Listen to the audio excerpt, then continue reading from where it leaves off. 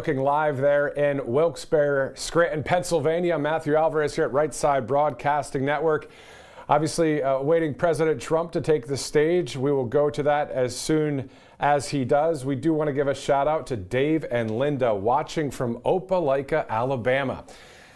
We are here in Auburn right now at the Right Side Broadcasting Network studios. Again, thank you guys so much for watching us all across so many platforms, including Rumble, YouTube, X, Facebook, the RSBN app, and of course, rsbnetwork.com. It is rally day in the Keystone State. 19 electoral votes up for grabs. Obviously, Mike and Nikki doing a great job there. Just an awesome arena. Look at that place. Packed house for President Trump. So let's go back to some of the music. And as we await the 45th and most likely 47th President of the United States, Donald J. Trump, to take the stage.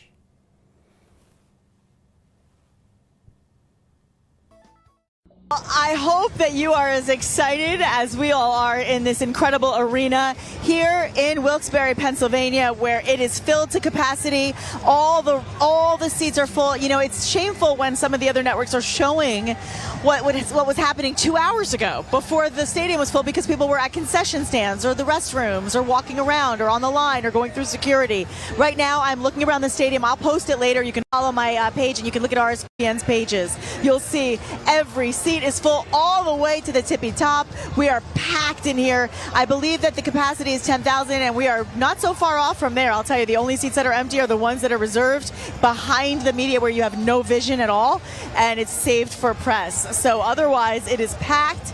The music is exciting, the people are ready, and the enthusiasm is contagious, as I always say, and I cannot wait until we get into the moment when President Trump makes his way out onto the stage.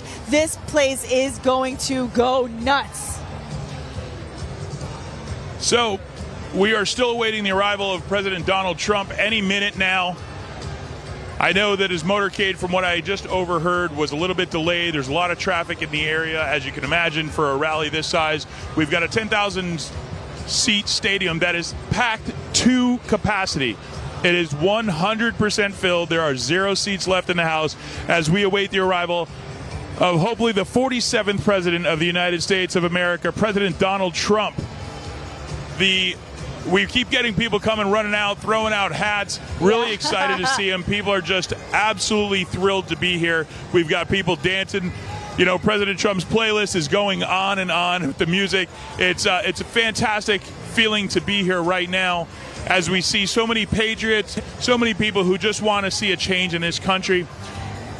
From what we've been seeing for so long now, and this attack on America that is coming from within is just unbridled at this point, coming from the Biden-Harris administration. And to think that anything is going to be different from what we've seen over the last 3.5 years, I think that people would hopefully be smarter than what they've seen and now understand what is at stake for this upcoming election. You know we're getting close, because when you start to hear the Village People, as soon as you hear YMCA or Macho Man, you know we're getting exceptionally close to the moment. Everybody's getting enthused. You can hear the crowds. Here they go. They're doing a little wave. They're standing up. Of course, right before President Trump comes out, he wants to see the energy in the room. He wants to see the excitement. All of these people have been waiting. Some people said they got here at 1 a.m. this morning, waiting out in the rain, early morning and late night. And all day long, they've been standing outside, anxiously awaiting to come on in. And now they are inside. They are ready. They're energized. And we can't wait to hear what President Trump has to say. At his press conference the other night in Bedminster, he talked a lot about the economy, about inflation, what we're seeing in the grocery store. And it needs to end, because we have to get back to being able to live the lives that are going to help us all be prosperous and help us to be able to afford just the basic necessities and still be able to save money and do things that are going to allow us to have the best lives that we want to live. And that's the American dream. And that's exactly what we are going to be, I'm sure, hearing a whole lot about tonight. Also, everybody's getting energized right now. We're hearing the American Trilogy by Elvis playing right now, and that always gets everybody. Keep hearing the crowd just roaring. We've got the Donald J. Trump hype team running around, throwing out signs, throwing out hats. People couldn't be more happy. While we wait for this slight delay for President Donald Trump to be arriving, it's great to see the crowd still engaged, still super enthusiastic. People are willing to, they've been waiting all day. A few extra minutes is nothing. Everyone is happy. Families happy. Kids are happy. Everyone's running around. The concession stands are probably sold out at this point. We're seeing people come back with, piles and piles of nachos and food and everything. I just wish someone would slip me some, because that would be amazing. So if you're listening or watching, please feel free and throw nachos at me all day long. But we are here. We're having a great time here in Wilkes-Barre, Pennsylvania. Wilkes-Barre, Wilkes-Barre, however you want to pronounce it. I was told by the local police department that either one is okay, and either one will be respected. So we're very close to Scranton, home of the famous TV series The Office. I hope to get there tonight and check that place out. But right now, we are very close to the arrival. We keep hearing that President Trump is on his way and or very, very close. So we are waiting his arrival any moment here. As we see the crowd swaying, we see lights, we see iPhones up in the air, people are recording, getting their piece of history, their moment here, as we hear the crowd starting to chant USA, USA, USA over and over. All the Patriots here, 10,000 Patriots here in the Mohegan Sun Arena in Wilkes-Barre, Pennsylvania. Donald Trump slated to speak at 4 p.m. Eastern time. There's been a little bit of a delay, but from what we understand, he is en route to... I believe he's already here, no? He may already be here. Yeah, I believe he's already in the building. He's just not on the stage yet, from what I understand. We have seen Secret Service start to come out. We've seen them. That generally means that President Trump is imminent any moment. They have come out. So we should be seeing him soon. Maybe he's taking a rest, getting a drink. No, as you can see from his rallies and every time he makes statements, he gives people the time that he feels they deserve, and sometimes that's at the expense of us, because he's so busy making sure that he gives everybody attention. And I'm sure there are delegates and surrogates and people that are donors and people wanting to talk to him backstage, and he always gives people their full attention that they want. And so even though people are waiting, I know he's always so generous with his time that could possibly be why he's running behind. But this song is getting them all ready and revved up, of course. And you have to remember something, everybody. I just think it's so important to remember as we stand here in Pennsylvania today, hardworking Americans are suffering because of this administration's failed policies, and prices are extremely high. The cost of living has soared, crime has skyrocketed, and illegal immigrants are pouring into the country, and Pennsylvanians are really struggling to afford the basics and to stay safe. And so I love the fact that we are here today in the great Commonwealth of Pennsylvania. After seeing prices rise almost 20%, they are ready for a change, and they don't want to struggle. They don't want to have a hard time with the basics. All right, this is it. YMCA is playing. This is usually the lead-in. I always say it. Once I hear YMCA and Macho Man, I know we're really, really close. I'm seeing Secret Service, as you said. Everybody is, safely protected today. We had a really significant security check. The dogs actually had to sniff my bag before I was allowed near the building. I mean, they're very, very... they've really ramped up security for those who are asking about that. And I know that's important to so many of us, including us in the media. We want to make sure that we're all safe, including President Trump, of course. And security is at its best. 100%. And right now we see law enforcement, we see security walking through the crowds, making sure everyone is safe, making sure that if anybody needs medical attention, that there is someone to attend to them at all times. We saw someone go down. They were just overwhelmed to see President Trump in Montana, and first responders took to that person, made sure everything was okay, and got them out. But obviously security, the number one issue here whenever President Trump comes out. We've got YMCA playing in the background, which generally means President Trump's arrival is imminent. One thing I wanted to talk about is we know that Kamala Harris is such a flip-flopper. A few of the things from 2018 until now, how she has flip-flopped on her policies. She said in 2018 that we've got to critically re-examine ICE. And now, up against President Trump, she's saying that a strong border security and an earned pathway through citizenship. In 2019, Harris mentioned that she was open to SCOTUS expansion ideas. And now she does not support SCOTUS expansion ideas, and this is only a few years later. 2019, she supported a mandatory gun buyback program. Here we go, guys. Here we go. And now I think she's this saying is it. she will not. Ladies and gentlemen, I love Pennsylvania.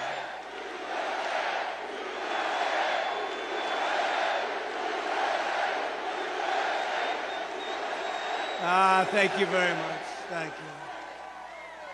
I really give a very big hello to Pennsylvania. It's great to be back in this beautiful Commonwealth with thousands of proud, hardworking American patriots, which is what you are. Think of this. Who would believe this? 80 days from now, we are going to defeat a communist known as Kamala Harris. She's a communist.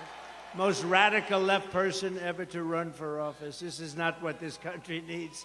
We've had enough of them. We're going to win back the White House, and we're going to take back our country.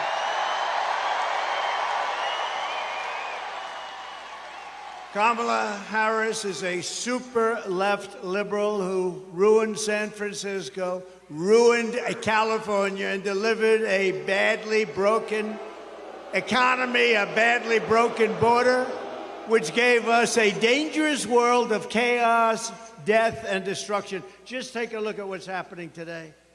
We were a respected country. Now the whole world laughs at us. We're a bunch of foolish people to have allowed this to happen, but we're going to bring it back. We're going to bring it back very fast. We'll close up the borders. We'll drill, baby, drill. We're going to do things that are going to be very good. Very good, very fast. It'll happen very quickly. But she breaks everything that she touches, but soon we're going to fix every single problem. Kamala Harris and Joe Biden, Crooked Joe, what happened to Biden? I was running against Biden. All of a sudden, I'm running against somebody else. It's true. You know, it's interesting. I said, who am I running against? Harris. I said, who the hell is Harris? You don't know. Who the hell is Harris? You know, she was the first one out last time. She was the first one to lose, and now all of a sudden she's running. She never got a vote. That they are a threat to democracy. Remember that. Starting the day I take the oath of office, I will rapidly drive prices down, and we will make America affordable again. We're going to make it affordable again.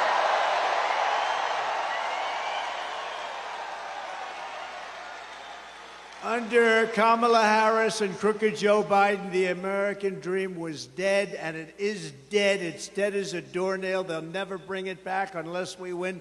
If we win, we're going to have the American dream alive, all for your beautiful children, your grandchildren. We'll have the American dream. We'll be back with us. Her radical liberal policies have caused horrific inflation, decimated the middle class, and gutted the finances of millions of American families. And you know what I'm talking about, because everybody in this room has been devastated by what they've done. They have no idea. They're grossly incompetent people. Real incomes are down by over $2,000 a year. Think of that. Minimum. And ours up 5 times that amount, more than 5 times that amount. Her price hikes have cost a typical household a total of $28,000, and that's called the Kamala Harris inflation tax. She was there for everything. You know, when she sits and complains, hey, look, Joe Biden hates her, okay? Hates her. You don't mind if I go off teleprompter for a second, do you? Joe Biden hates her. This was an overthrow of a president. This was an overthrow. They went out. You know, I spent $100 million fighting Joe Biden. They told him he couldn't win. His debate performance wasn't the best ever. But they said mine was the best ever. But they said his debate performance wasn't. I look forward to debating her, by the way. She'll be easier. She'll be easier than him. Her policies are so bad. Her policy, remember, her father was a Marxist economic professor. He was a Marxist, an avowed Marxist. This is not what we want in this country. And think of it. Does anyone here feel richer under Kamala Harris and Crooked Joe? Is anything less expensive under Kamala Harris or Crooked Joe? No. it's been devastating. Inflation has been devastating under this group of people that have no idea what the hell they're doing. Are you better off with Kamala and Biden than you were under President Donald J. Trump? I don't think so. You know, they do polls on this stuff, and I'm at like 93%. I said, so why are we having an election? They didn't have an election. Why are we having an election? How would you like to be Biden? He's working, he's spending money, he's trying. They wanted to have a debate. That's the thing that started it all. You know, if I didn't debate him, he'd still be running right now. But I believe she will be easier to beat than him because she's a truly radical left lunatic. And with him, he never really believed it. Of course, I don't know if he knew anything. I'm not sure. But he didn't really believe it. She totally believes it. She wants to destroy our country. With 4 more years of Kamala, your finances will never recover. They will only get worse. They're only going to get worse. The stock market, and you have some of the most brilliant people on Wall Street saying this, the stock market is only up because they think I'm going to win. And if we don't win, according to many people, including one of the greatest Wall Street prognosticators named Scott Bessent. Has anyone heard of him? One of the most brilliant guys on Wall Street. If I don't win, you will have a 1929 style depression. Enjoy it. I believe that. I believe that. I believe it. A lot of people believe it. So we're not going to give them the chance, okay? We're not going to give them. And your state's going to be ruined anyway. She's totally anti-fracking. She's been anti-fracking and anti-drilling, anti-oil and gas from practically the day she was born. All of a sudden, a couple of months ago, she said, oh, I'd love to have fracking. Now, she won't have fracking. Vote Trump, and your incomes will soar, your savings will grow, young people will be able to afford a home, and we will bring back the American dream bigger. That we are going to bring it back. Bigger, better. Front row Joe. Bigger, better, and stronger than ever before. We're going to bring it back. Look at all these front row Joes over here. They've only been, you know, we have a couple of groups here. They're at about 222 events. Front row Joe, stand up, wave your hands. You guys are great. Patriots. But I have another group from a place called North Carolina. Has anybody ever heard of North? We love North Carolina. The beautiful ladies over there. This is number, what? 217. So this is number 217. And supposedly, they're happily married. How the hell does that work? Look at them. They're beautiful, and oh, there's a husband. Are you a husband? Who are you married to, husband? Oh, that was a wise choice. Beautiful, very nice. How do you handle it, right? How do you handle it? But they're great women, and they've been with us from the very beginning. They were with us from the beginning in 2016 when we had the 4 greatest years this country has ever had. They were with us then. Thank you very much. North Carolina. We're doing well in North Carolina.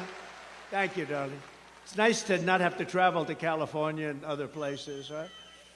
Yesterday, Kamala laid out her so-called economic plan. She says she's going to lower the cost of food and housing starting on day 1. But day 1 for Kamala was 3.5 years ago. So why didn't she do it then? So this is day 1305. We're at 1305. So why isn't she doing it now? Why doesn't she get away from her nice little place with her wonderful husband, go to Washington and do it now? You could do it right now. Why does she go to the convention? Because it's a rigged convention, obviously. She got no votes. He had 14, you know, Sleepy Joe had 14 million votes. She got no votes. She failed. She was the first one out. She failed. She never got to Iowa. Great state, Iowa. We're going to win it big. The farmers love Trump, and I love the farmers. But she never got to Iowa. She was the first one to quit, and now she's running for president. I don't know. Somebody's going to have to explain our system to our many enemies all around the world. They're watching this saying, this place doesn't make a lot of sense anymore. Everything Kamala Harris says in her speeches is a lie. You know, she gets up and just lies. I was watching her yesterday. She talked about all the taxes I was going to raise. I never said that. I'm lowering taxes. Yesterday, she got up. She started ranting and raving that Donald Trump wants to put a tax on gasoline, a tax on food, a tax on medication, a tax on clothing, a tax on every single thing that was ever invented. Your hat, he's going to tax. Your shirt, he's going to tax. He's going to tax your wife. He's going to tax your husband. And I'm saying, I never said any of that. They make it up. I mean, here's the truth. Kamala wants to put massive taxes on American jobs and American industries. I want to cut taxes on Americans while putting tariffs on China and foreign countries to bring our jobs back home to Pennsylvania and to take in billions and billions of dollars. You know, I'm the only one that ever took in any money from China. China was really hitting us hard, ripping us apart. That means many, many presidents. And what happened is I put a tariff on, then I raised the tariff. We took in hundreds of billions of dollars from China. And Biden can't, it's so much money, he's trying to rescind it for a couple of reasons. Number one, he got a lot of money from China. Got like, didn't he get 3.5 million, 4 million? That they know of. But he got a lot more than that. His family made a lot of money with China. He wants to get rid of the tariff, but he can't because there's so much money they can't do anything with the budget. A tariff is a tax on a foreign country. That's the way it is, whether you like it or not. A lot of people like to say, oh, it's a tax on us. No, no, no. It's a tax on a foreign country. It's a tax on a country that's ripping us off and stealing our jobs. And it's a tax that doesn't affect our country. And you could see hundreds of billions of dollars of tariffs on other countries also. I took in hundreds of billions, and nothing happened to us. They make less money. And you know what? Our jobs come back because there's no tax if they build their factory in Pennsylvania. There's no tax if they build their factory in the United States. So what do? In order to avoid paying the tax, they say, let's build a place over here. No tax. Come on over. We love it. Just hire up people. That's all you have to do. It's very simple. You know, as we speak, and this really goes to Michigan more than you, but I look at Michigan and South Carolina, a lot of other places that do the auto stuff, and they are building some of the biggest auto factories in the world right now. In Mexico, right off our border, they think they're going to make cars, not pay any tax, and sell those cars into the United States. Not going to happen. Not with me. They're building some of the biggest auto plants in the world. And you know who owns those auto plants? They're built, they're made, and being built in Mexico. You know who owns them? China owns them. China's very smart. I had a good relationship with President Xi. When COVID came, that was the end of that relationship. But I had a very good relationship. But we took in hundreds of billions of dollars from China. Think of it, Bush, Barack Hussein. Did you ever hear of Barack Hussein Obama? Have you heard of him? There are those that think he is currently running the country. Does anybody think? I don't know. I don't know that that's true. We know it's not Biden. Every attack Kamala makes on us is a fabricated, it's a lie. She's sort of a bad storyteller. She doesn't know how to tell a story very well, but she gets caught. She gets caught up in her own words. She's not a very good wordsmith, they say. I don't know. We're going to find out. We're going to have a debate at some point. They gave me the worst network, to me, is ABC. Worse than NBC, worse than CBS, worse than CNN, the home of George Slopadopoulos, a nasty guy. I said, George, I've had you up to here. So, and he's a nasty guy. The hatred. And yet when he interviews Biden, like 2 weeks ago, he interviewed Biden. It was like the nicest interview. What flavor ice cream do you like? George, I tend to like vanilla very much. With me, they get into a lot of subjects that a lot of people don't like talking about. But ABC's the worst. And that seems because they won't do it on Fox. They've turned down the Fox. You know, I've approved 3 debates. They've approved 1. The only one they've approved was their network. And now it came out in the New York Times, of all places, that the head of the news and the head of the whole thing practically is Kamala and her husband, lovely husband, best friend. Her and her husband are best friends with Kamala and her husband. And I'm supposed to do the debate. But, you know, with Biden, they thought I wouldn't do it. So they offered me something that I couldn't accept. They said, the debate is at CNN in front of no audience. So far, I'm 0 for 2. And see, they didn't want to do the debate. That would have been a good idea if they didn't do it. But I was going to accept anything. And I guess we'll do it here too, right? We'll accept anything, because otherwise she's not going to debate. She doesn't want to debate. But they said CNN and no audience, and we want to have you sit down. I objected to that. They wanted us sitting behind a desk. I said, give me a break. We have to at least stand for the American public. Wouldn't that be nice? So that was the only thing. And I would have done it if they insisted. No, I would have sat down if they insisted, but I thought it was sort of a little strange. But I had Dana Bash and I had Fake Tapper. But I have to tell you, they were very fair. I really thought they were very fair. So Jake and Dana, nobody knows how to say her first name. Is it Dana or Dana? Nobody knows. It's been going on for 20 years. She's been around a long time. Is it Dana or Dana?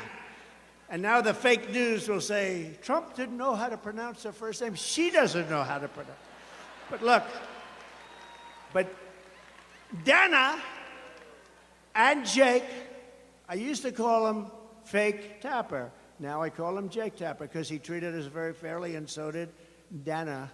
Treat me very fairly. I think it was, you know, just about neutral. But he kept saying, you know, he gave very short answers because he wasn't really doing too well. And I kept saying, I'll take it. But what happened? Sir, you have 92 seconds left. This is not what he wanted to hear. Right, David? They said, you have 92 seconds left. Going to be your next senator, I'll tell you. David McConnell.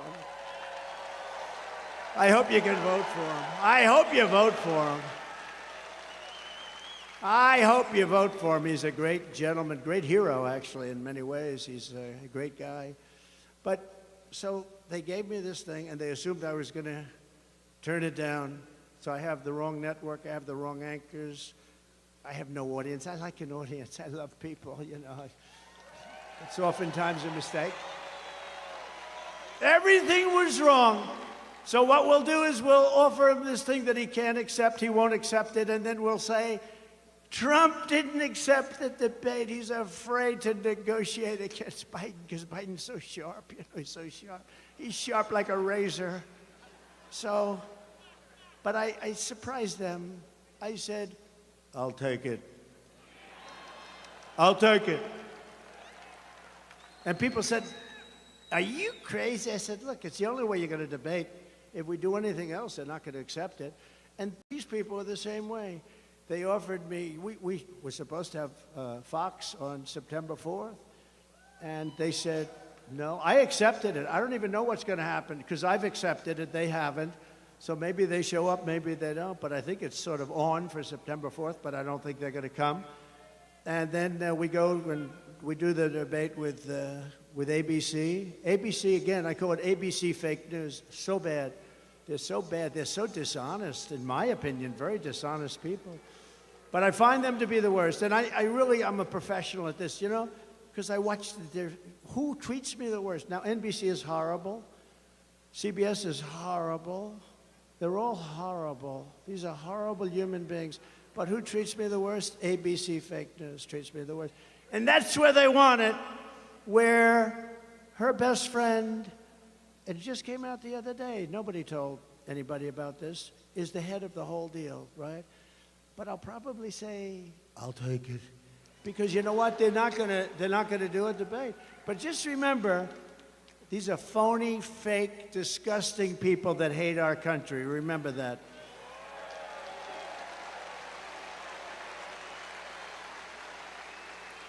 And also remember that every attack that we make on Kamala is something that she said on tape or something that she's actually done. You know, all of these attacks are things because she said all of it. She said, I don't want fracking in Pennsylvania. She said it hundreds of times. I don't want it anywhere. We will. Then a couple of months ago, when the polls are showing that she's getting clobbered, well, actually, nobody actually thought they were politically correct. They wanted to be politically correct because they wanted, you know, they had 11 different people, and they put her name in to be number 12, and they had a vote. She came in last. So she picked somebody. Think of it. How about the guy she picked? How bad is he?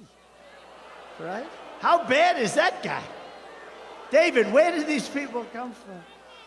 You know, he recently signed a bill in a state that I love, but a state that hasn't been won by a Republican because it's a corrupt state.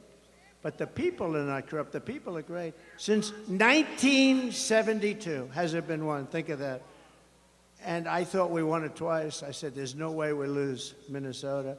But he signed a bill for all young men's bathrooms and men's bathrooms have to be equipped with a tampon selling machine.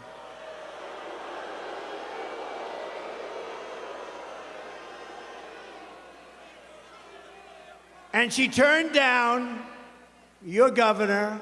By the way, just so you understand, I know some of you probably like him. I don't think he's a good person. I don't think he's good.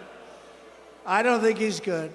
But they turned him down because he's Jewish, okay? That's why they turned him down. Now, we can be politically correct and not say that.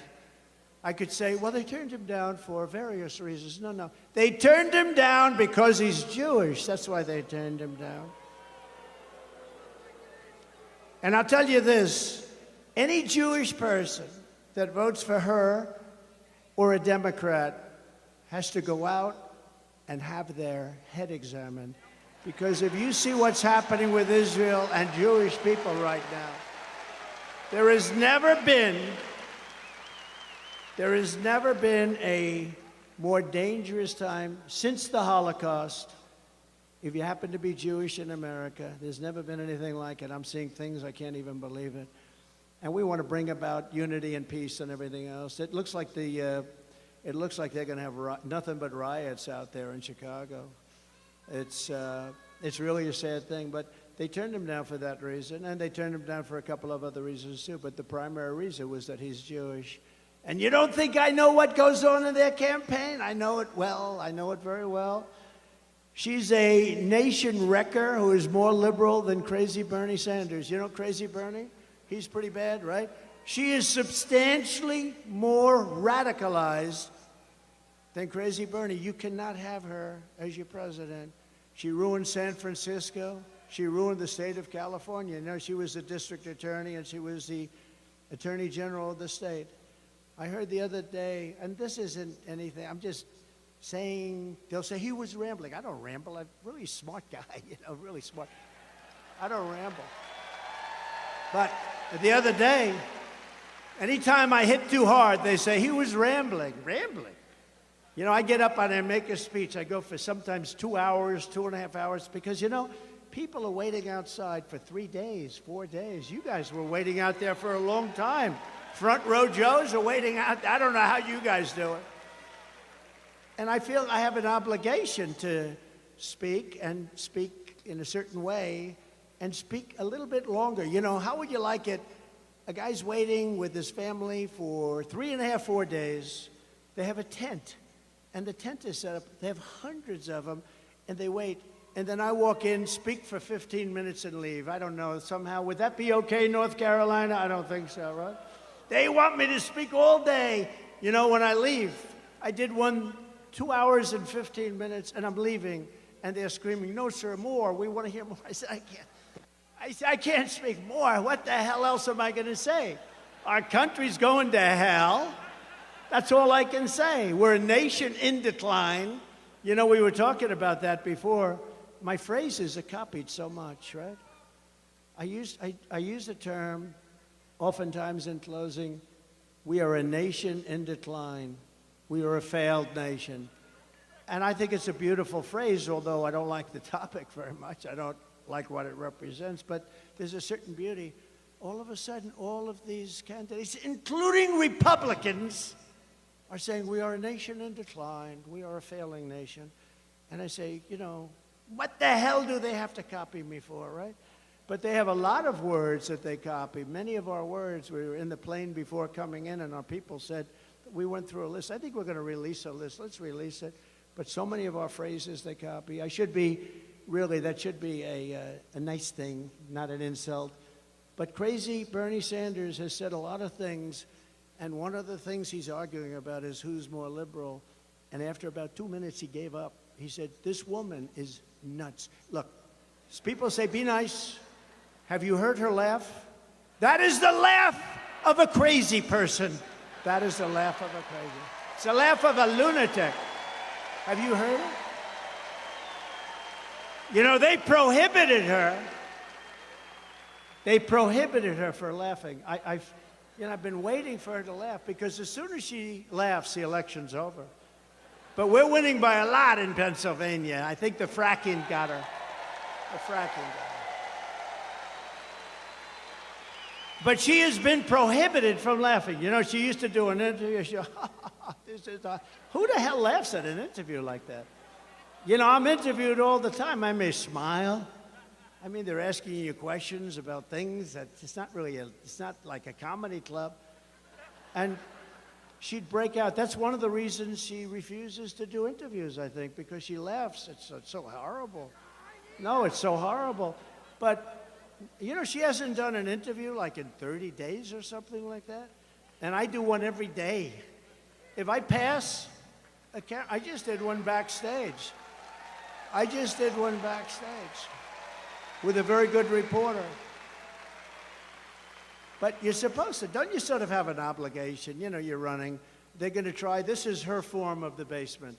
Now, the basement for him was good because, you know, they had COVID. They didn't want him to catch COVID. He ended up catching it anyway. But, you know, it's a very dishonest, the whole system is very dishonest. But she should be at least talking to the press. She hasn't done anything. But she's prohibited from laughing. They said, your laugh is horrible. Never laugh, ever. So she's walking around with her mouth like almost sealed shut. She won't laugh. I want her to laugh. And then we'll just claim victory. Ladies and gentlemen, I'd like to thank you very much. But we have a little video that we just put up. Would you like to see it? Go ahead, just one. Yeah, I am radical. We need to get radical about what we are doing and take it seriously. As President of the United States, I am prepared to get rid of the filibuster to pass a Green New Deal. There's no question I'm in favor of banning fracking. We have to have a buyback program, and I support a mandatory buyback program. I believe it will totally eliminate private insurance. Let's eliminate all of that.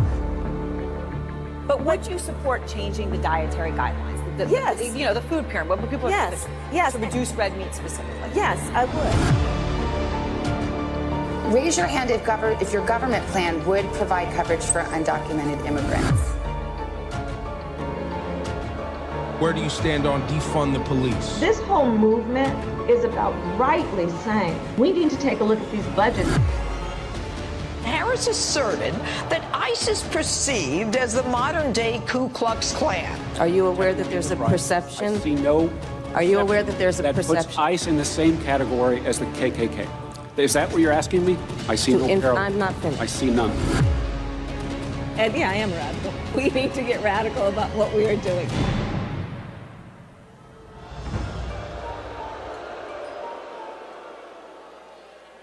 Now, over the years, and right up until the present, she wanted to openly defund the police. How do you like that? In Minnesota, when they were burning down the state, and in particular, Minneapolis, they were burning it down. Remember the CNN fake reporter? He got up, the one with the nice shaved head. He got up. This is a peaceful rally. This is a rally of love. Behind him, the entire city was burning. It looked like World War II, right? And by the way, speaking of World War II, she will bring us into World War III, and it'll be a war. That'll be a war like never before because of the weaponry. No more army tanks going back and forth shooting. We've left a lot of our, I rebuilt the entire military, and we left a lot of that in a place called Afghanistan. You know that billions and billions of dollars we left it. In the most embarrassing moment in the history of our country, we left billions of dollars, 13 great soldiers killed, think of it, left many hostages, many people have been left behind. But think of what happened there. We got out in disgrace. We should have gotten out with strength. I was getting out. We would have been out even sooner, but strength, dignity. We would have kept Bagram, the big air base. You know who occupies Bagram right now? China, because it was 1 hour away from where China makes its nuclear weapons, not because of Afghanistan, but because of China. But China occupies it right now. Thank you very much, President Xi. Enjoy our billions of dollars of construction that took place years ago. They spent billions of dollars many years ago. 1 hour away, think of that, where they make their nuclear weapons. It's so embarrassing, the stupidity of the people that have run our country, but we did things the opposite way. We were very smart. We were very respected. We were a respected country. They respected your leader, your elected leader. But remember this. Viktor Orban of Hungary, Prime Minister of Hungary, they asked him pretty recently, they said, what's going on? The world is coming to an end. He said, if you want to stop it, re-elect the United States, re-elect Donald Trump, because when he was there, we didn't have any problems. We didn't have problems. Russia wouldn't have happened with Ukraine. Israel would have never been attacked on October 7th, never. You know, Iran was broke. Iran was broke. They had no money.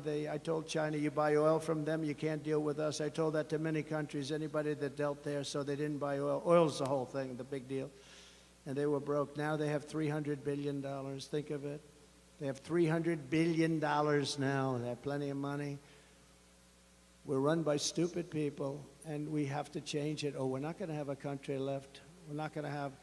We didn't let countries take advantage of us. France was going to charge our corporations tremendous amounts of money for doing business in France. You know this, David. David is very familiar with what happened.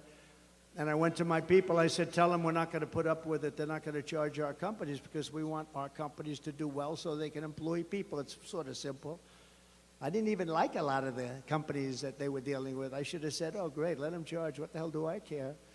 But they're American companies. And I said to Emmanuel Macron, I said, call him, because my people failed to make a deal. I said, you make a deal, you have 1 week, come see me. At the end of a week, they came to see me. Good people, smart people, very smart people. Secretary of Treasury, smart guy, Mnuchin, others. They came back to see me. Sir, we're not able to make a deal. They're going to charge our companies a tax. I said, no, they're not going to do it. You don't understand. They're not going to do it. Come back and see me. You have 1 more day. They came back. Sir, they won't do it. They've already passed it in their so-called legislature. We're not going to do it. They're not going to be able to stop it, sir. I said, we'll stop it. Get Emmanuel Macron on the phone. I got him on the phone. Emmanuel, how are you? So nice to talk. Oh, Donald, it is so nice to speak to you. It's beautiful. I wish I had his accent. I would have been president 20 years ago. But I said, Emmanuel, I understand you're charging our companies a lot of money. Oh, well, you know, this has been in the works for many years, Donald. And yes, it is done. It is really done. There's nothing we can do about it. I said, okay, good. Emmanuel, here's the story. If you don't get rid of that tax within 24 hours, starting on Monday morning, it was a Friday, I'm going to charge every bottle of wine and champagne that you send into our country. I'm going to charge you a tariff of 100% on every bottle, and you will not be sending too many bottles of champagne and wine. And he said, Donald, that is not fair. That is not fair. I said, no, it's not fair for you to be charging American companies to do business in your country. No, it's not fair, Emmanuel.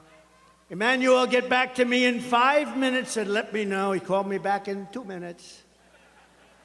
He said, Donald, we have decided that we will not be charging you any taxes for the American company. No reason. I did so many of them. I did so many. I could stand up here all day and tell you different stories. I just used the telephone. I could stop the war with a telephone. I could stop what's happening in the Middle East with a couple of telephone calls properly placed. Horrible. Horrible, horrible, horrible. We have people that are, they're babies. In many ways, I guess they're stupid, you know. People say, please don't use bad language. Please don't call people stupid. They're stupid people.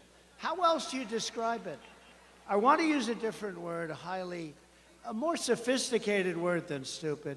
But there's no word, it's a perfect word. They're stupid people. I think they're also, by the way, if I might, they're also corrupt. They really are. They're corrupt. They get a lot of money from a lot of people. We're not going to let this socialist lunatic, and she's a socialist lunatic, that's the other thing. Please, sir, please don't call her a lunatic. I said, but that's what she is. She's a lunatic. She's a lunatic. She's going to destroy our country. And she's going to break our economy even more than it's broken. We have a broken economy. Our supply chain is gone. You know, you order something now. I don't know how many of you are in business, or even if you're ordering as a personal order, the order doesn't come. The supply chain is broken. Who ever thought of it? We never even talked about supply chain. Supply chain just worked. And because of what they've done, they've broken our supply chain.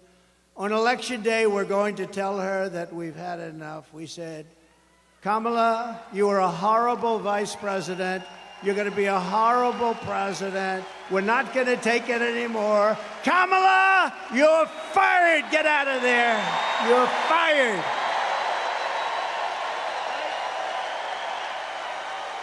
Not going to take it anymore, Kamala.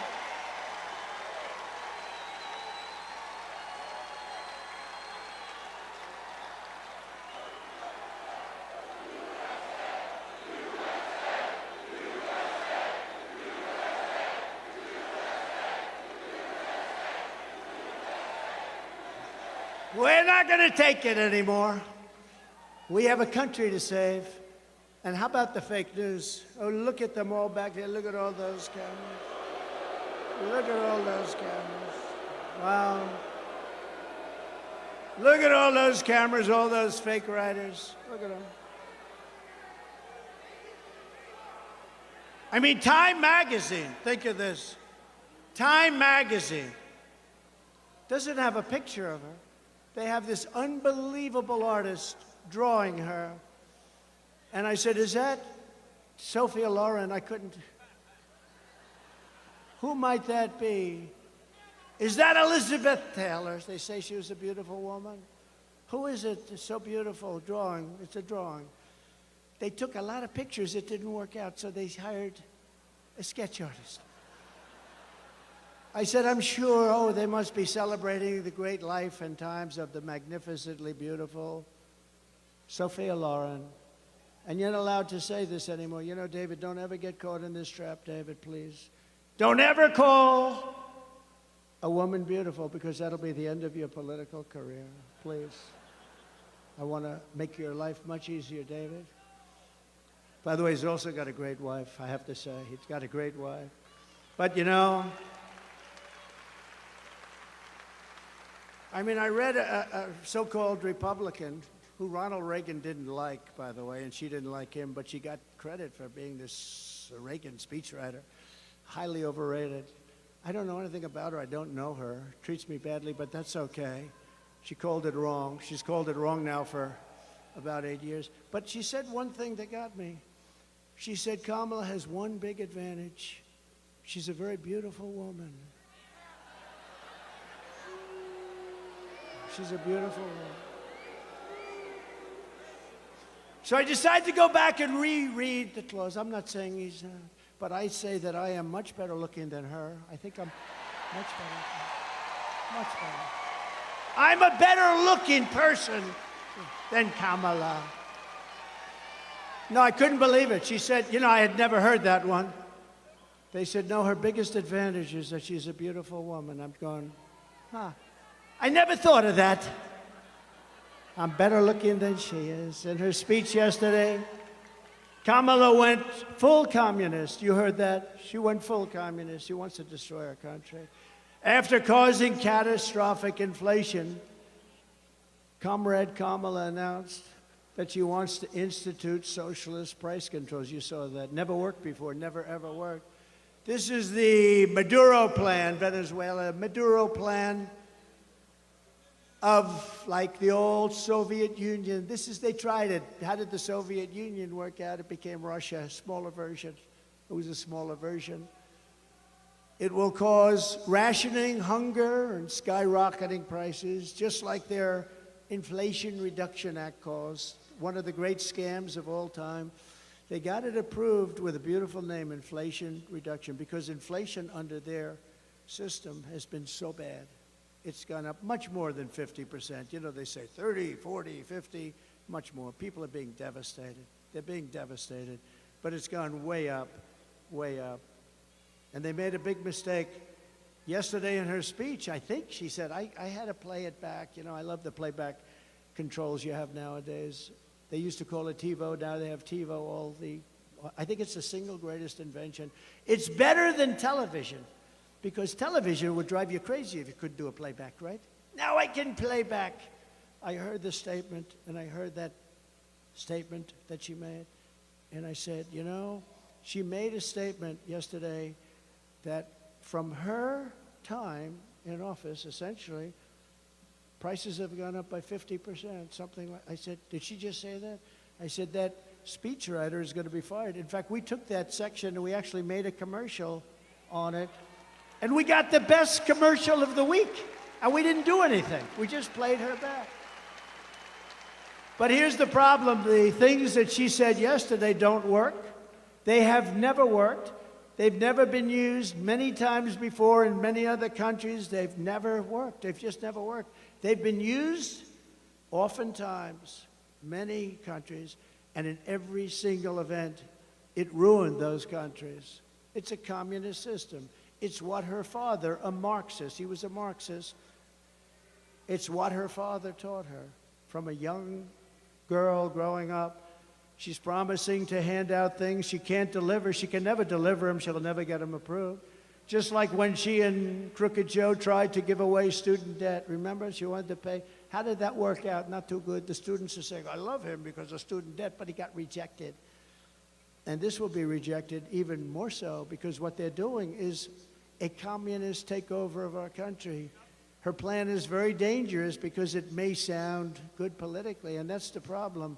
And we have to be very careful, because when somebody gets up and says, we're going to give you everything, $25,000 for a house, we're going to give you all sorts of little goodies, free health care, we're going to give you everything, universal health care, sounds so beautiful.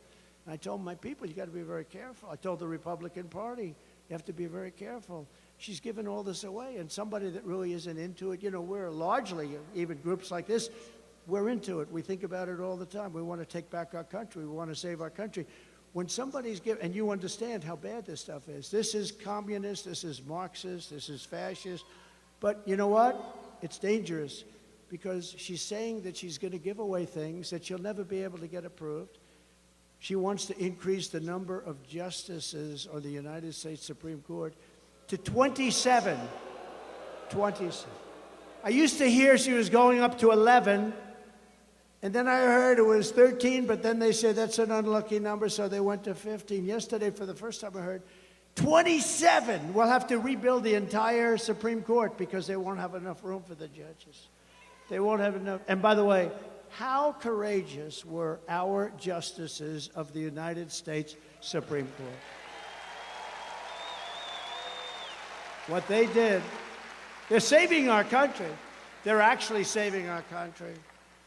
what they've done is, I mean, they passed things that were so important, and they did it for the right, not for the wrong. They did the right thing. They did the right thing, and I just have such respect for them. The job they've done against, and you know, the radical left plays the ref. You know the great Bobby Knight, he supported me. He used to fight with the referees all the time, scream at him, Bobby, please, don't do that. It's not going to work. He said, you're right, it's not going to work now, it's going to work for the next one. And the next call, there'd be a flagrant foul, and they wouldn't call it. They didn't want to get screamed at. The radical left harasses our judges and harasses our justices. They scream at them, they call them names, they say they're incompetent, they're horrible, they're this, they're that, they should be impeached. They're constantly saying they should be impeached. But they're screaming, and you know what? It has an effect on some people, but so far, they've been very strong. It's really horrible. I believe it's illegal what they do, and I'm trying to give you things that you've never heard before, and this is true.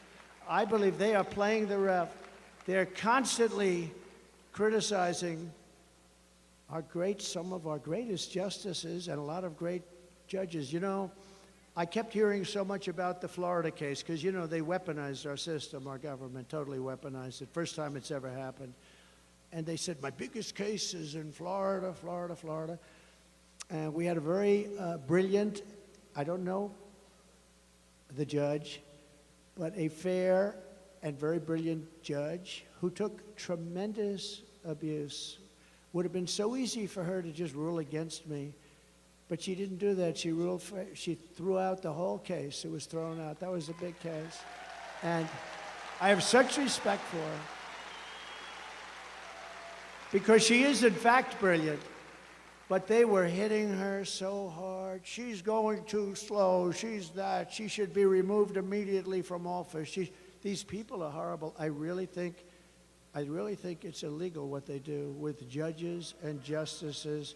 They're playing the ref, no different than Bobby Knight, and he was great. He endorsed me, and Indiana was mine. He was a great coach. He's the last coach to go undefeated. I guess he was like 38-0. For some reason, they've never had another college team since then. That was many years ago, and he came out in favor of Donald Trump, and it was a big thing. I won Indiana by a landslide, because when Bobby Knight from Indiana endorses you, you win. Sort of like when I endorse you, you win too. We have a very good record of endorsement. But we can't let these radical left thugs constantly scream at our judges and say we're going to impeach him, we're going to take him out of office, or her, we're going to do horrible things to him.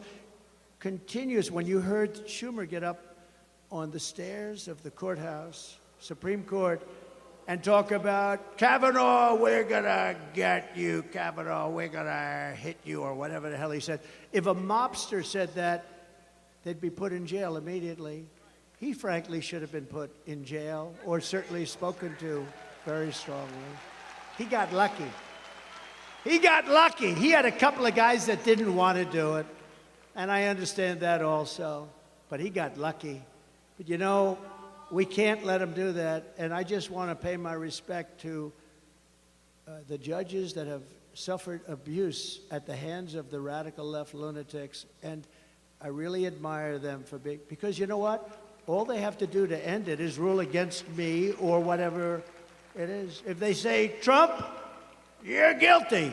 Oh, now all of a sudden they say, oh, that's the last time they ever say bad.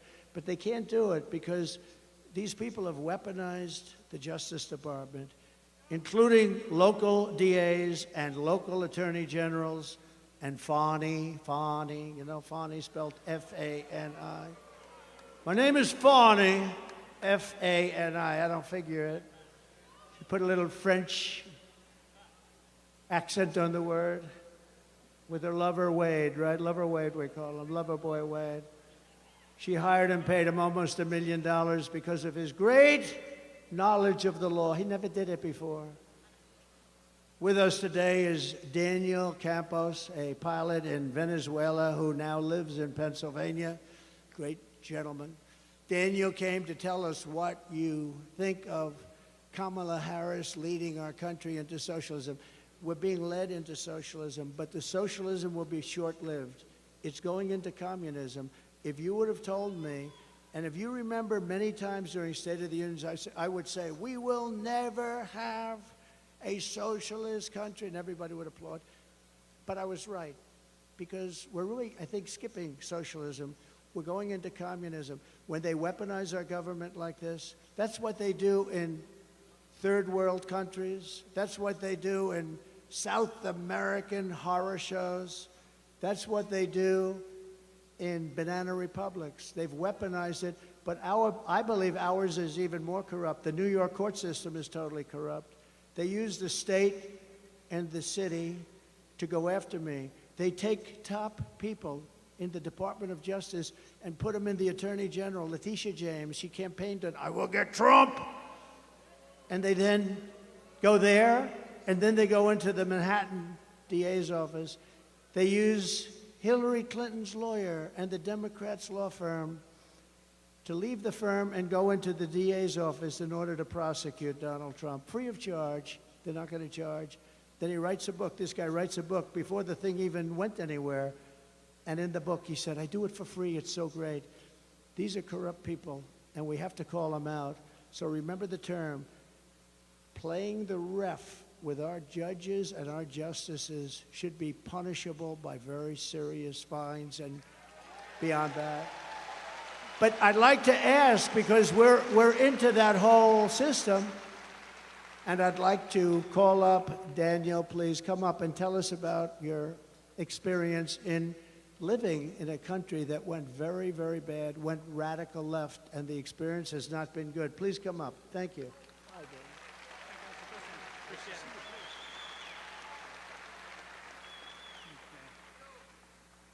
All right. First of all, hi everybody. Thank you for coming here and supporting the president.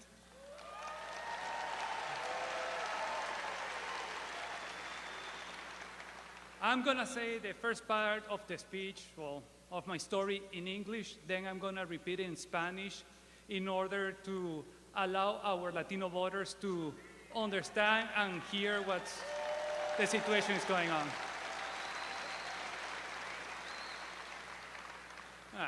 First of all, as the president already said, I'm from Venezuela. I left the country in 2007 because of communism. I still have family there. There's been family that left that has left even before me or continues living little by little. But going further back, my grandparents from my mom's side were from Cuba. They were at university when the communist revolution was going on, and they ended up leaving to Venezuela. They only had the money they received for their wedding present, and they were living in a mid-house, going to school, and trying to move ahead. My granddad ended up becoming a doctor and had a family raising 3 children, my mom and my 2 uncles. When in the early 1990s, Chavez did a military coup, and right after he ran for president, my granddad saw the similarities to what was happening in Cuba, and he told everybody that would listen to him that it was coming. And everybody was like, nah, this is Venezuela, this is not Cuba, this will never happen to us. And guess what? It happened to us, and has been happening to other Latin American countries as well.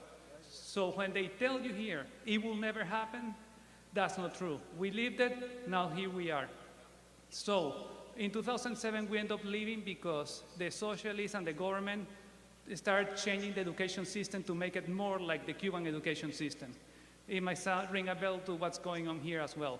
So it's extremely important for everybody to keep this in mind.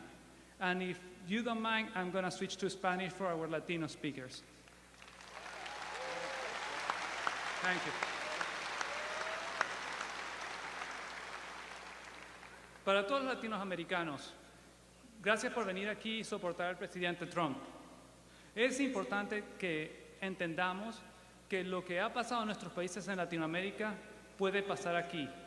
Como mencioné, mis abuelos son de Cuba, se fueron por el comunismo, llegaron a Venezuela, sin ningún una base, solo un poco de dinero, salieron adelante y mi abuelo se convirtió en doctor y crió a mi madre y a mis 2 tíos. Cuando Chávez hizo el atentado, el golpe de Estado y después corrió por presidente, mi abuelo trató de advertir a todo el mundo que esto era exactamente como Cuba. Nadie le hizo caso. ¿Qué pasó? Chávez entró y 20 años después aquí estamos. Tienen que recordar que si pasó en un lugar, puede pasar aquí también. No crean que porque Estados Unidos, gran economía, no puede pasar. Puede pasar y vamos encaminados. Al menos que tomemos un paso diferente. Y yo por eso pienso que Trump es la mejor persona para hacerlo. Going back in English, that we are going on a path that is taking us to what Venezuela became. And the only way right now that we can avoid keep going down that path is making Trump president again.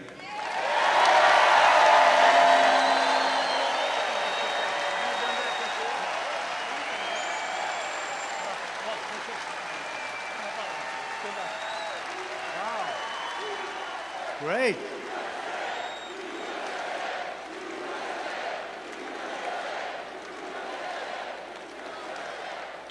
What a fantastic job. I said, have you done that before? He said, no, sir. You are something. All right. Next what office is he going to run for? I think we're going to endorse him so fast. Thank you very much. No, it's such a problem because, you know, it's a very dangerous situation. She's giving everybody free everything. It's never going to happen. Remember, the college debt, the student debt, they were going to give it, never happened. It was just all talk. Then he said after getting totally rejected, he came up with another plan, which is even dumber. But what happens is they talk. These things will never happen, but it's very dangerous because politically, maybe somebody says, oh, that's great, that's great. It's the end of our country. We can't do it. We can't do it. So I really appreciate that. That was beautiful. It was so well done. Amazing. Thank you. In addition to defeating Kamala Harris, you need to defeat your terrible Democrat Senator Bob Casey. You know, I've been in Washington for a long time. I mean, I barely met the guy. You know, most of these guys I get to meet in one form or another, for better or worse. I hardly know this guy. I never really remember meeting him. He obviously created a great impression. But he's not a hard worker. He's cruising on his father's past. I met the father. I think I knew the father better than I knew the son. But Bob Casey voted for every bill that caused the worst inflation in the history of our country, in my opinion. They call it decades, but I believe it's the history of our country because they're not using the real things. Like mortgage rates went from 2% to 10%. They don't say that.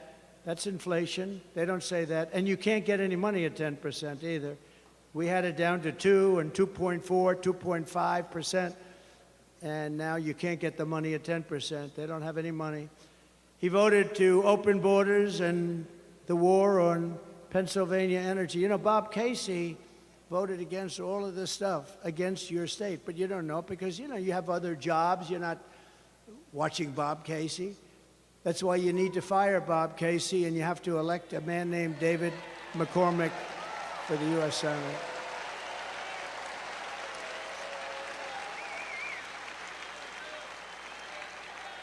Dave is strong on borders, great on taxes. He wants to reduce your taxes. You know, all my life, I've been involved, usually from the other side. It's called writing checks.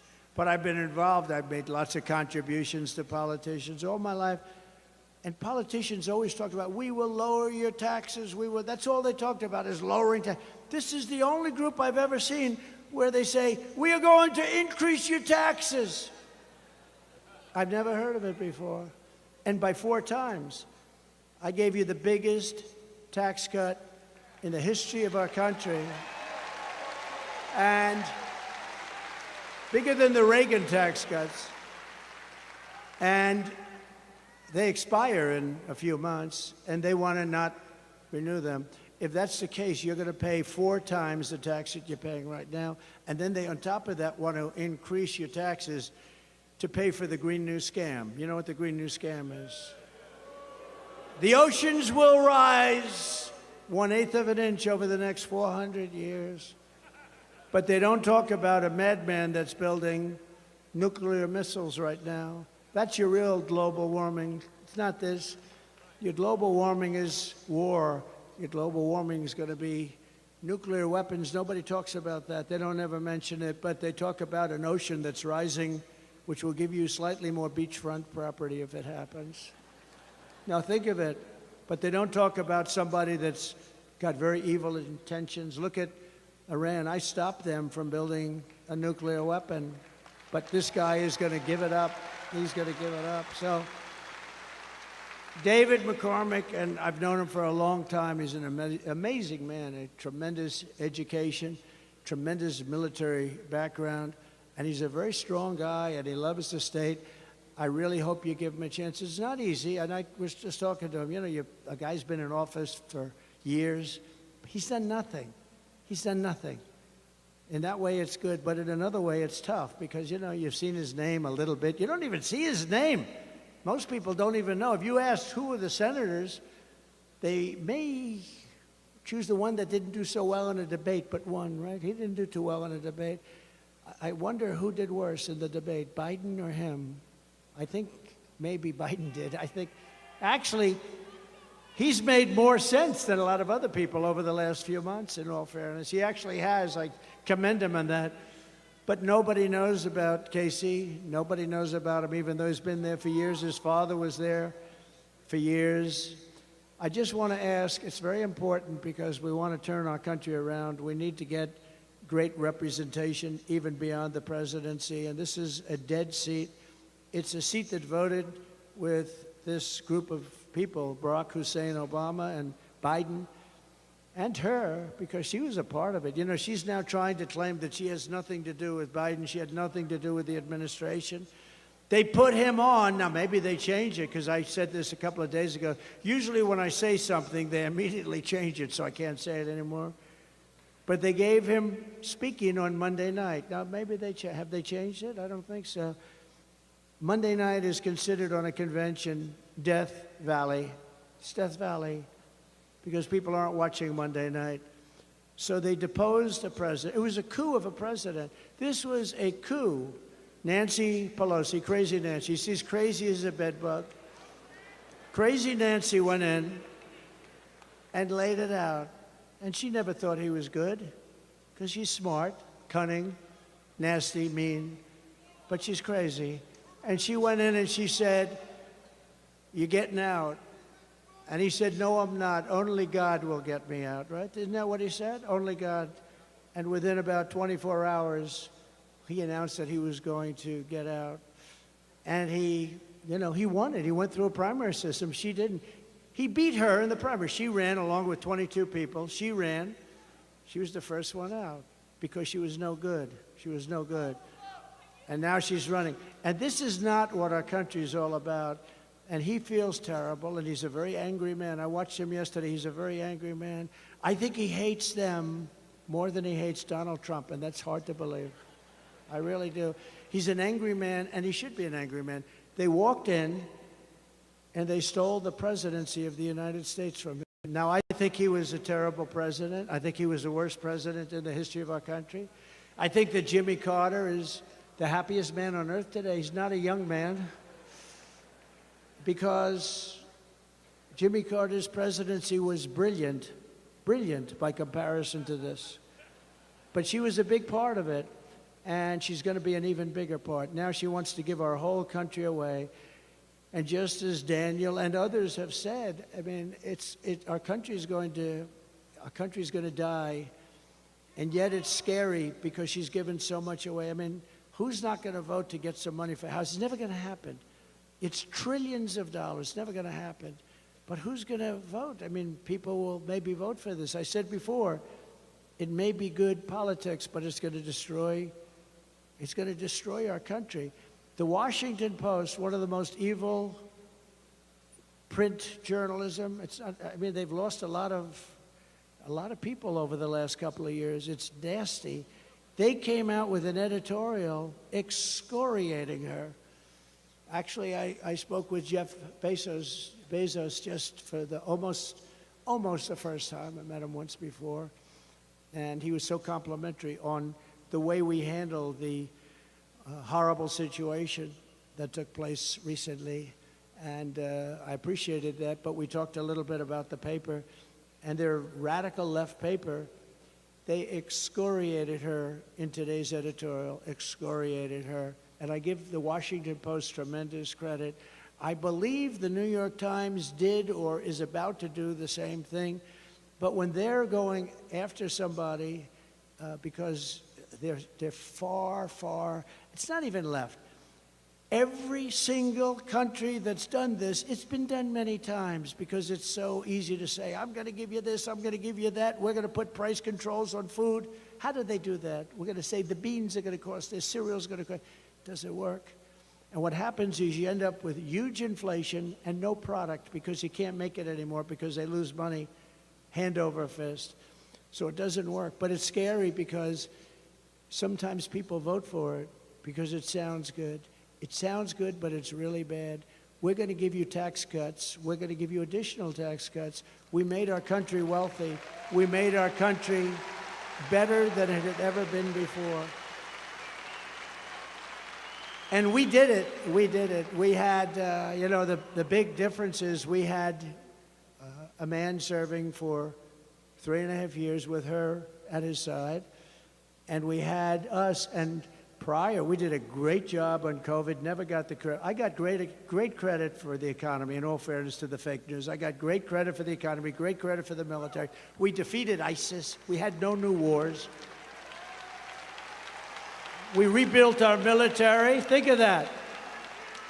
We came up with a new and very important organization, to put it mildly. First time since the Air Force, almost 80 years, Space Force. And we took space where we were languishing to China, falling way behind China and Russia. We took space, and now we're dominating them. We put some incredible people in there. Space Force has been so important. It'll end up being one of our truly important, already is. I mean, it's coordinating with this, but we created Space Force. We did so many things. Right to try, medically, right to try. If you're terminally ill, you had no right to get medicine. Now you sign a document. They tried to get that for 58 years. 58 years they were unable to get it. I sat everybody down, the labs, the doctors, the insurance companies, and the country, because they didn't want to be sued. Somebody's terminally ill, they take something, they die, and then the family sues them for killing the mother, the father, the sister, the brother.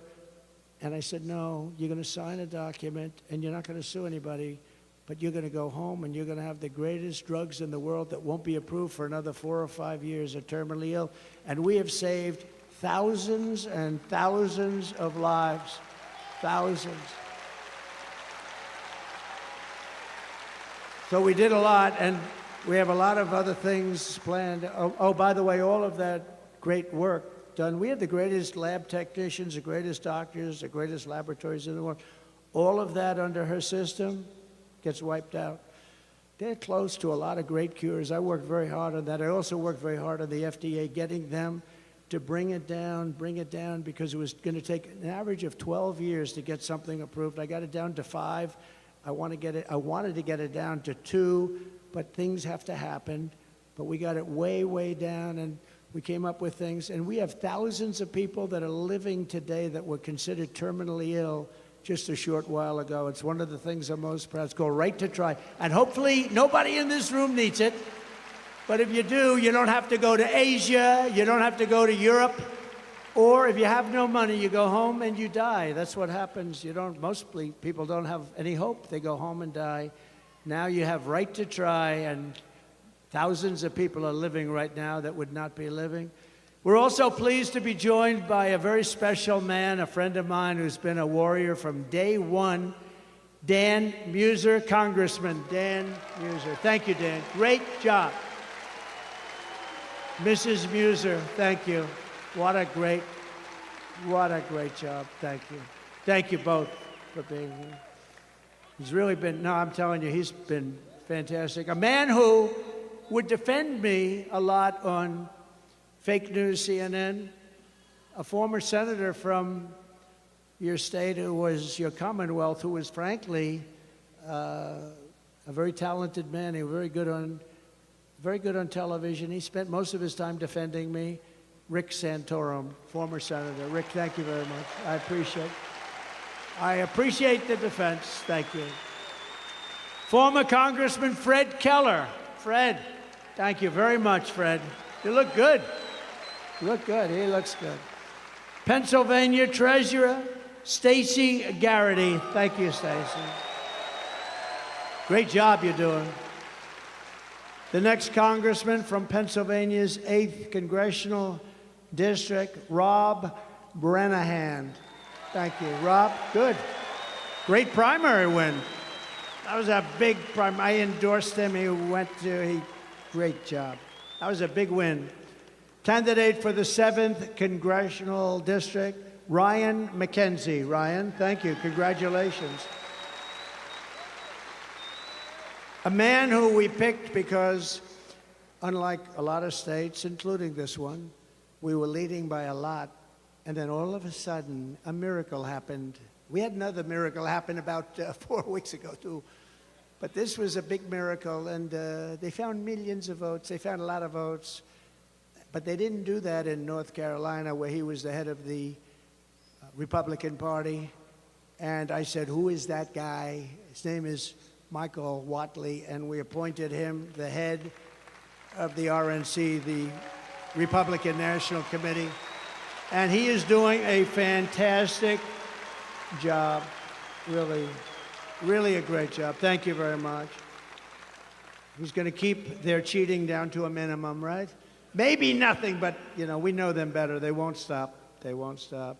We have an expression, too big to rig, right? Too big to rig.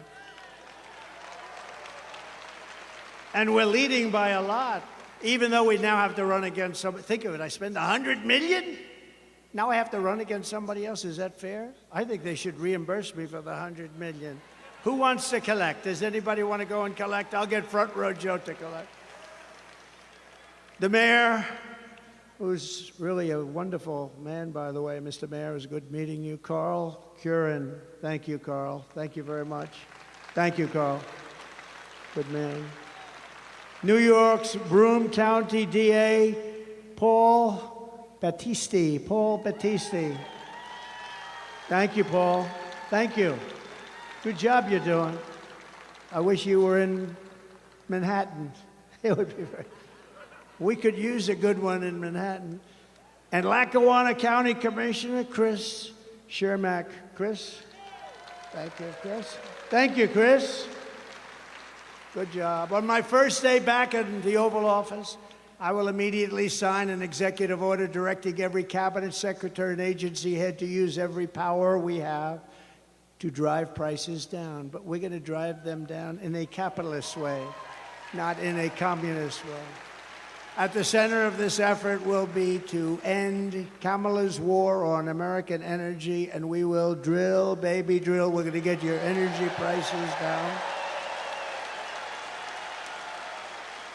We're going to get your energy prices down by 50%. The Kamala presidency will mean death for Pennsylvania energy. Remember that. It'll mean death for Pennsylvania energy. Kamala imposed a natural gas export ban to cripple Pennsylvania energy producers. You do know that she's against this whole energy thing that you have going, which is by far the most important thing you have from an economic standpoint, a job standpoint. She's against it. Kamala supports a carbon tax on the working class, and she's vowed that she will ban fracking, which means 423,000 plus at least 150,000 jobs beyond that. Pennsylvania is going to always be fracking because we desperately need the energy and we desperately need the jobs. But she will end it. She will end it. In addition, your state and local government will be starved of billions of dollars in oil and gas revenue, which means higher taxes, lower property values, worse schools, and plunging quality of life in the great Commonwealth of Pennsylvania that I love. I've spent a lot of time here. I told you I went to school here, the Wharton School of Finance at Penn. Under my leadership, we will make America energy independent and energy dominant, and Pennsylvania energy workers will lead the way. You're going to lead the way. It's big stuff. To further combat inflation, I will terminate Kamala Harris's Green New Scam. It's the greatest scam maybe ever played. And rescind all of the unspent funds. We're going to take those unspent funds and use them for roads and bridges, and we're going to give back a lot of money into the Treasury and pay down debt. To make both new and used cars more affordable, I will end the Biden-Harris electric vehicle mandate on day one. One of the most ridiculous things. One of the most ridiculous things. Kamala now claims to want to cut red tape, but in less than 4 years, she's buried American families in regulations costing a typical household much more than $5,000 per year. Think of that, just with their red tape. I will cancel Kamala's crushing regulatory onslaught, and I will immediately eliminate every costly job. Now, just so you know, I cut regulations more than any president in history by far. By far. So you can't say to me, well, why didn't you do it? With me, you can't say that on anything. I did do it. Everything I said. You know, they said promises made, promises kept. What I said, I kept. I mean, unless there was some crazy thing somewhere, but I got it done. I got it all done. Even the wall. I built hundreds of miles of wall, and I had to fight Congress. I had to fight the Senate like you wouldn't believe. I built hundreds of miles of wall. And I ended up taking it out and winning in court. We had 11 lawsuits by mostly Democrats like Nancy Pelosi. We had 11 different, we won every one of them.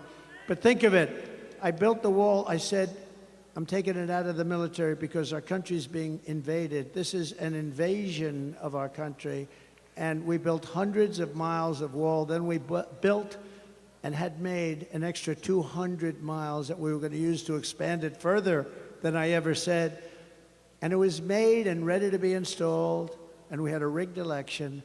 And what happened after that was they didn't want to do it, and they sold it for 5 cents on the dollar. 5 cents. Very sophisticated stuff, too. To get economic relief to workers and families, I will make the Trump tax cuts permanent, and we will have no tax on tips, which she copied. She copied. You all know by now, she came out a few days ago and she said, there will be no tax on I said that months ago. But here's one that she hasn't copied yet. To help seniors on fixed incomes who are suffering the ravages of horrible inflation caused by Crooked Joe and Kamala, there will be no tax on Social Security. So get out. And I get it done. I will get it done. They won't. They haven't even promised it to you, but they won't get it done if they do. And I will always protect Social Security and Medicare for our great seniors, just as I did for 4 incredible years. By contrast, Kamala Harris has a 3-step plan to destroy Medicare and Social Security. She's going to destroy your Medicare. She's going to destroy your Social Security. First, she has thrown open our borders. Second, she is flooding our country with millions and millions of low-wage migrants and giving them welfare, free health care, food stamps, public benefits. And third, she wants to make them all citizens of the United States. Many of them coming from prison, many of them coming from mental institutions, and many are terrorists. She wants to make them citizens, dumping them onto Medicare and dumping them into your beautiful Social Security program. Remember, for 4 years, I saved Social Security. I never gave an increase. I never raised the age by 5 years, which is what they're going to end up doing. With me, it's staying the way it is. We have a lot of ways we're making money. We don't need to take it away from our seniors. The millions of illegal aliens pouring in under border czar. She was the border czar, right? She was the border czar. Now, about a month ago, she said, I wasn't the border czar. She was the border czar. But it doesn't matter. She was in charge of the border, 100%. But border czar Harris are coming in from the worst places, some of the most dangerous countries in the world. And as I said, they're emptying out their jails and prisons, and they're emptying out their mental institutions, and they're dumping them into our country. What's happening to our country is shocking. It's unacceptable, and we have no choice. We're going to do the largest deportation in the history of our country. We have no choice.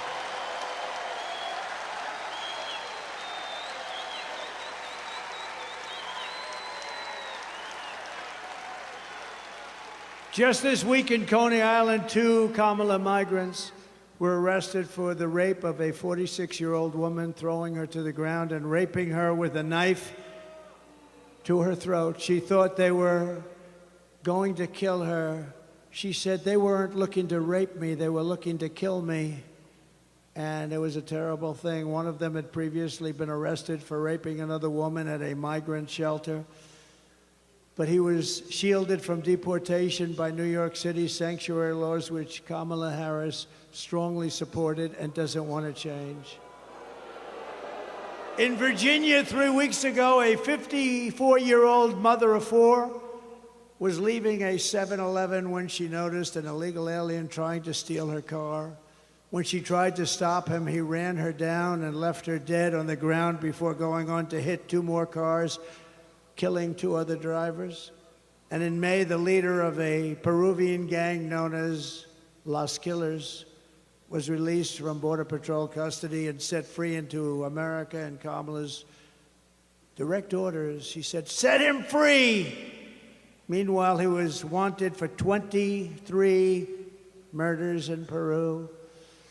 Kamala refuses even to call these criminals, and we're not going to use the term, she said, illegal aliens. No, they are illegal aliens, but she said don't ever use that term. But they're not just illegal aliens. Honestly, they're monsters. These are savage monsters. The Harris policy is to let thousands of migrant killers and rapists into our country. You know, she was asked the other day, but she didn't respond.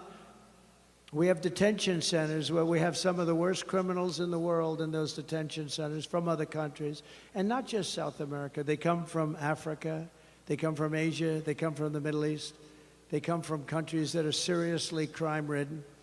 And those countries, the crimes are going way down, like Venezuela. We talked about Venezuela before, and think about Venezuela. Their crime is down 72%. They've gone to Caracas, and they've gone to different places in Venezuela. They've taken their murderers, their drug dealers, their rapists, their thugs, and they've taken them out of the country. They've said, you're going to the United States of America, and if you come back, we will kill you. And they are now living with us. All will be criminals soon. And don't forget, they're just getting used to the experience of being in a country where criminals are treated better, far better than the people that are being hurt and victimized. And when they see that, and they're going to have levels of crime, I call it migrant crime. We'll call it Kamala migrant crime. She destroyed San Francisco. She destroyed Los Angeles. I call it migrant crime.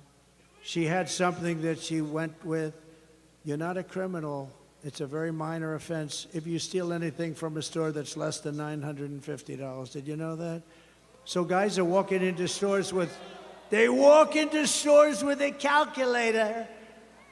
Keep it under $950 and nothing's going to happen. By the way, if it goes to $9,050, nothing happens either. What's happened in California with Governor Newsom and guys like this, people like this, is terrible. But Kamala, what an environment, what a beautiful place, what a great place. The weather is so beautiful, the ocean, everything's beautiful.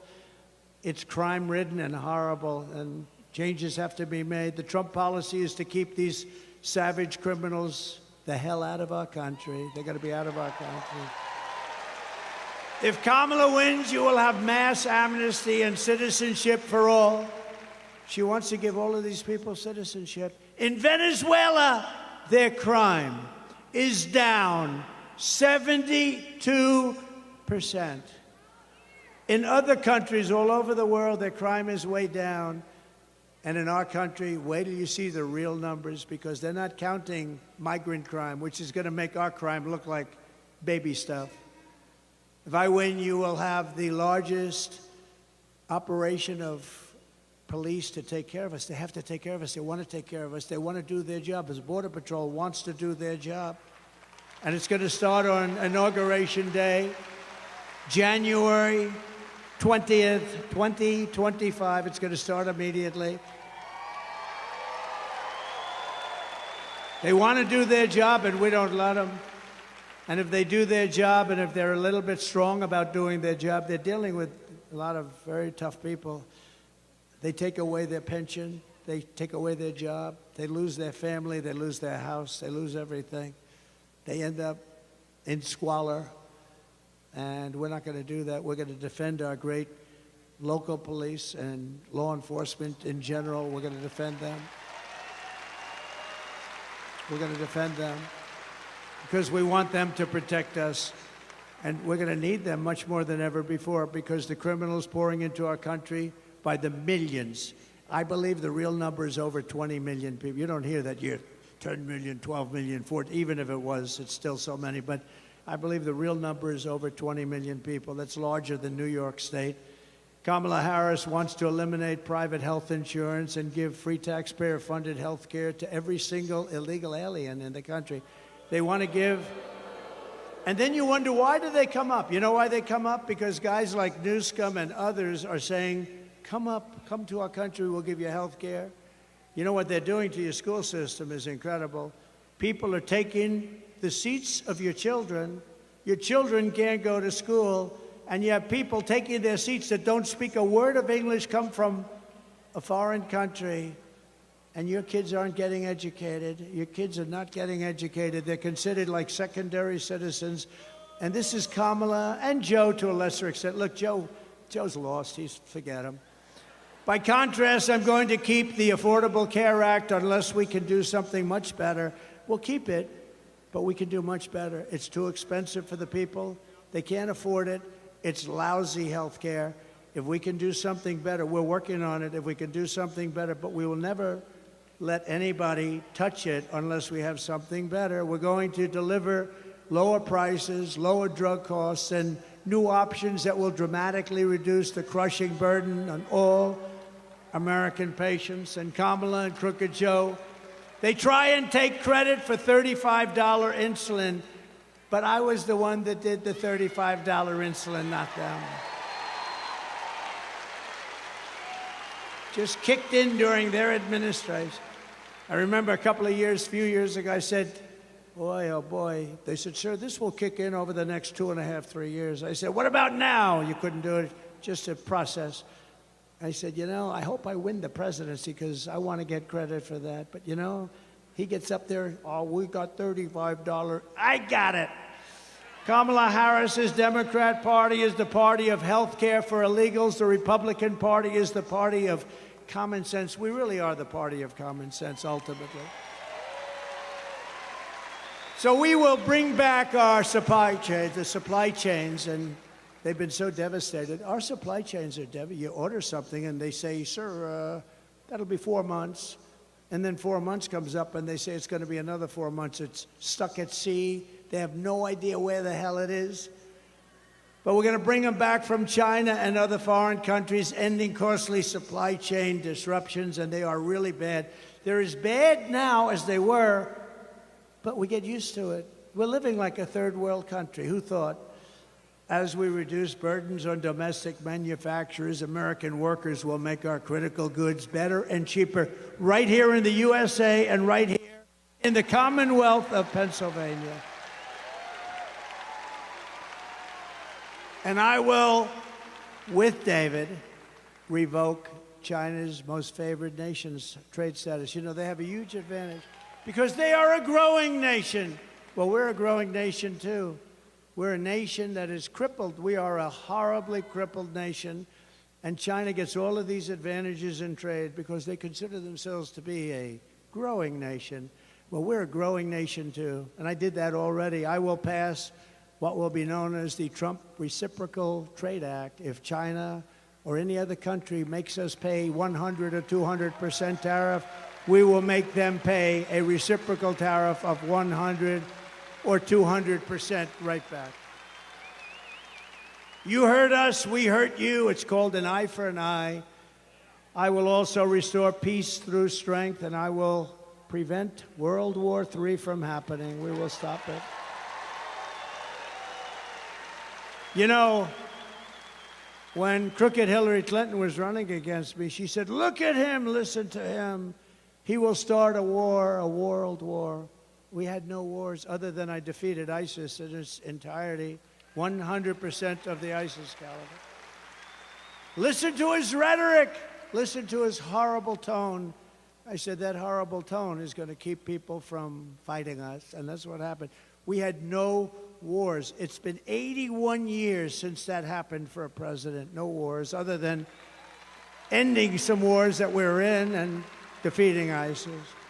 2 days ago, I watched a parade of the Taliban in Afghanistan. Did you see it? The Taliban, where they were showing all of our equipment that they took from America, $85 billion worth. 2 days ago, celebrating 3 years of the defeat of America by these guys. And I knew him very well. Abdul was the head. Abdul was not playing games with me. We had, you know, they were executing a lot of our soldiers. And I spoke to him. I said, Abdul, don't do it anymore. There'll be no more. Anyway, I said it pretty tough. And you know what? For 18 months, we didn't have one American soldier killed in Afghanistan. And then I left. And then I left. And this bunch of incompetent people took over, and it all started up again. And then they had the most embarrassing day in the history of our country, I thought. But she bragged about being the last person in the room that night, the night that they decided to do whatever they decided to do. In other words, she had the final vote, and she bragged about it. It's been the most embarrassing moment in the history of our country, Afghanistan. It should have never, ever happened. We should have gotten out with dignity and strength. And you don't take your military out first. You take your military out last. They couldn't believe we did it. Under Trump, we will have no more wars, no more disruptions, and we will have prosperity and peace for all. And again, we're going to bring back that American dream for all of the young people in this audience and some of the old ones. This is how we will end the era of inflation, mayhem, and misery under Kamala and crooked Joe Biden, and unleash safety, prosperity, and promise for Americans of every race, religion, color, and creed. Every single one of them are going to understand peace and wealth. And you're going to be we're going to be a dominant force again. We're going to be respected as a country again. Right now, we're being laughed at. Together, we will deliver low taxes, low regulations, low energy costs, low interest rates, low inflation. We had almost no inflation during my 4 years, almost nothing. And they went up to 9.5%, and that number is a fake number because they don't add the worst categories. It was much higher than that. But it was record-setting inflation that everyone can, we're going to make sure, afford your groceries, afford a car, afford a home, low interest rates. We're going to get it all down. We will stop the invasion. We will end migrant crime. We will support our great police. We will strengthen our military, build a missile defense shield over the top of our country, an Iron Dome. It'll be a great Iron Dome, and much of it will be made right here in the Commonwealth of Pennsylvania. Why shouldn't we have that? Why shouldn't we have that? Other countries can have it, but we can't. It was our idea. It was our, you know, Ronald Reagan wanted it many years ago, but then, in all fairness, you didn't have the technology. Today you do. We're going to have an Iron Dome to protect us from the lunatics out there. And we're going to keep critical race theory and transgender insanity the hell out of our schools. And we're going to keep men out of women's sports. No men in women's sports.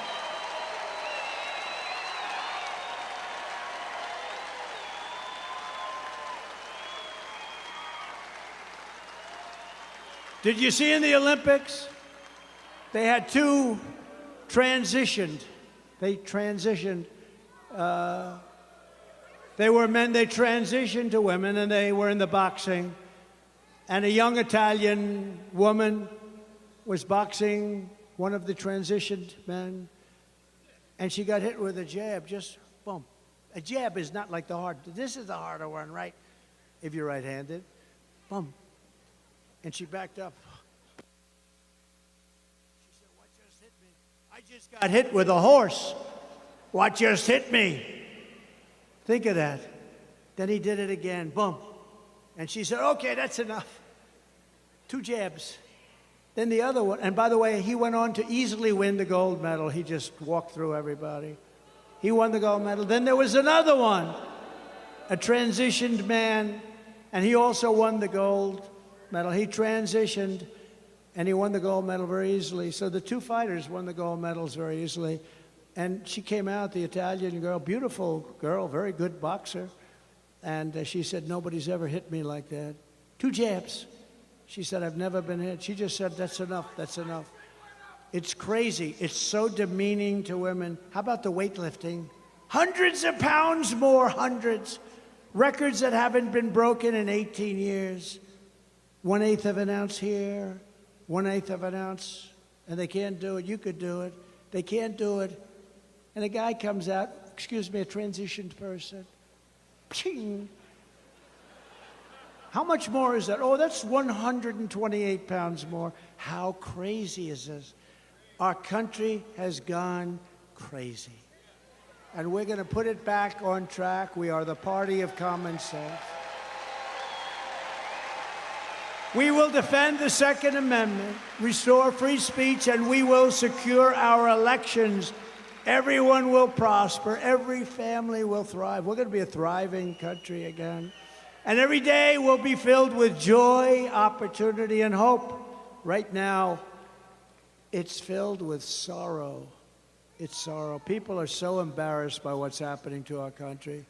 They're waiting for Iran to drop weapons all over Israel, but it hasn't happened. You know why?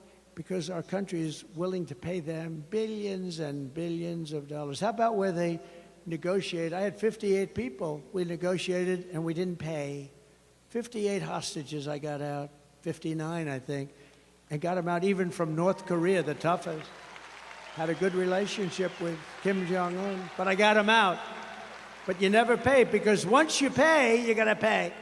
How about we pay $6 billion, $6 billion, and we get some out, and in the case of Russia, they get the Prince of Doom. You know who the Prince of Doom, the greatest arms dealer, they say, in the history of the world. And they got him, and we also gave $6 billion. It's so embarrassing, so embarrassing. And the world is watching.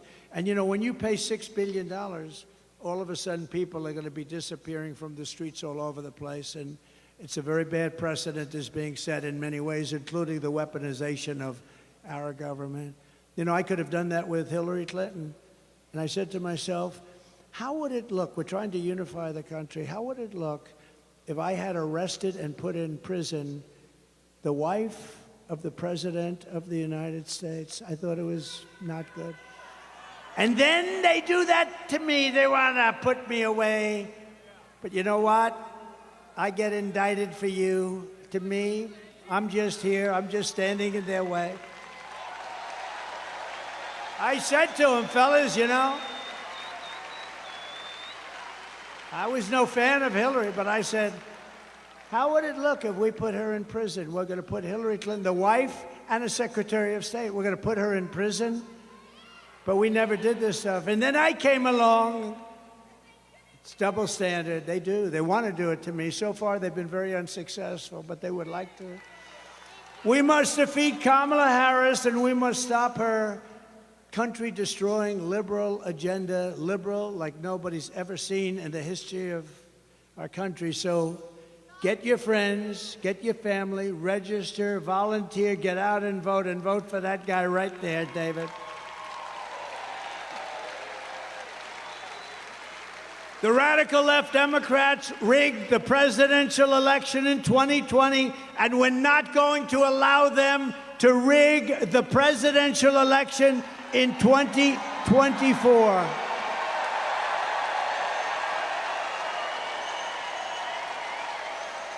And we want a landslide. Not going to let it happen. We're not going to have a country left. You know, you need two things to start. You need a strong, beautiful, fair border, and you need fair and free elections, and we have neither, right? We have neither. On November 5th, we will save our economy. We will rescue our middle class. We will reclaim our sovereignty and restore our borders. We will put America first, and we will fight, fight, fight. We're going to fight. We're going to fight for our country.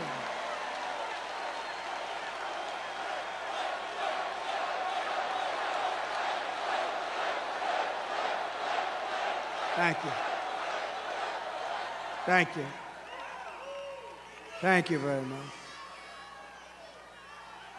But this is a very consequential Commonwealth, as we say, but this is a very consequential vote in Pennsylvania because they say that if you win Pennsylvania, you're going to win the whole thing. We cannot let these people win Pennsylvania. That includes David.